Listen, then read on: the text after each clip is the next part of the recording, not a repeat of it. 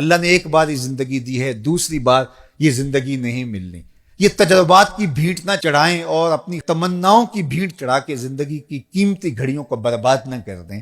اس زندگی کو خوبصورتی سے گزارنے والے کے بتائے ہوئے اسلوب کے مطابق گزاریں، جن کے اسلوب زندگی کو اسوہ حسنہ قرار دیا ہے۔ تو یہ 5 چیزیں اپنی زندگی میں اتار لیجئے۔ سب سے پہلی چیز کہ نیتوں کا حسن، دوسری چیز اپنے وقت کی قدردانی اور اپنی زندگی سے لا یعنی اور بے مقصد چیزوں کو نکال دینا، تیسری چیز جو اپنے لیے پسند کرو وہی اپنے مومن بھائی کے لیے پسند کرو، اور چوتھی چیز حلال بھی واضح حرام بھی واضح، اور جو درمیان میں شبہ والی چیزیں ہیں ان سے اپنے آپ کو دور کیجیے، اور پانچویں چیز ہمارے ہاتھ سے اور ہماری زبان سے، ہمارے رویوں سے، ہمارے طرز معاشرت سے، ہمارے انداز زندگی سے کسی دوسرے کو کوئی تکلیف نہ پہنچنے پائے۔ یہ رویے اگر ہم اختیار کر لیتے ہیں تو ایک پاکیزہ، خوبصورت، خوشگوار زندگی کا تصور ابھرے گا، اور جینے کا میں نے کہا مزہ ہی نہیں، نشہ آنا شروع ہو جائے گا۔ پھر زندگی کا ایک ایک پل قیمتی بھی ہو جائے گا، با مقصد بھی ہو جائے گا، اور پھر ایک نئی معاشرت کی تشکیل کے اندر ہمارا کردار بھی انتہائی اہمیت کا حامل ہو جائے گا۔ ورنہ جینے کو تو جانور بھی زندگی گزار رہے ہیں، جینے کو تو جو ہے وہ پرندے اور چوپائے بھی زندگیاں بسر کر رہے ہیں۔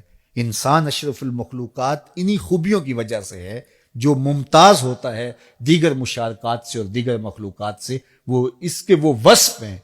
ورنہ تو یہ گوشت پوست اور باقی اعضائے بدنیاں جو انسان کے ساتھ جڑے ہوئے ہیں یہ باقی جانوروں کے ساتھ بھی جڑے ہوئے ہیں، بلکہ بہت ساری چیزیں ان کو ہم سے زیادہ دی گئی ہیں۔ کسی کی نظر میں جو تیزی ہے وہ ہم سے زیادہ ہے۔ یہ کرگس کتنی دور تک دیکھ لیتے، ہم اتنی دور تک نہیں دیکھ پاتے۔ شیر کے پنجوں میں جو زور رکھا گیا وہ ہمارے پنجوں میں نہیں رکھا گیا۔ پرندے اڑ بھی لیتے ہیں، ہم اڑ نہیں سکتے ہیں۔ مچھلیاں جس طرح سے تیر لیتی ہیں ہم اس طرح سے تیر نہیں پاتے ہیں۔ اس طرح مختلف جانوروں کو امام سلفی نے طیوریات کے اوپر جو لکھا اس میں جانوروں کے مختلف وصف لکھے، تو بہت ساری چیزیں ہیں۔ کسی میں قوت شامہ اتنی ہے، سونگنے قوت اتنی ہے، یہ چیل کہاں سے سونگ کر کے آ جاتی ہے، اتنی قوت شامہ ہمارے پاس نہیں ہے۔ اسی طرح کوئل جس طرح سے بولتی ہے، جو اس کو جو ہے وہ سر دی گئی ہے وہ ہمیں نہیں دی گئی ہے۔ مور کو جو رنگ دیے گئے ہیں وہ رنگ ہمارے پاس نہیں ہے۔ لیکن احسن تقویم ہم کیوں قرار پاتے ہیں؟ احسن تقویم ہم اس لیے قرار پاتے ہیں کہ وہ اوصاف حمیدہ جو انسان کو دیے گئے وہ کسی اور کا مقصود نہیں ہے، اور اگر وہ اوصاف اس میں نہیں پیدا ہو پاتے تو پھر قرآن نے دوسری بات کہی، اولئک کالانعام بل ہم اضل، یہ چوپائے ہیں بلکہ چوپایوں سے بھی بدتر ہیں۔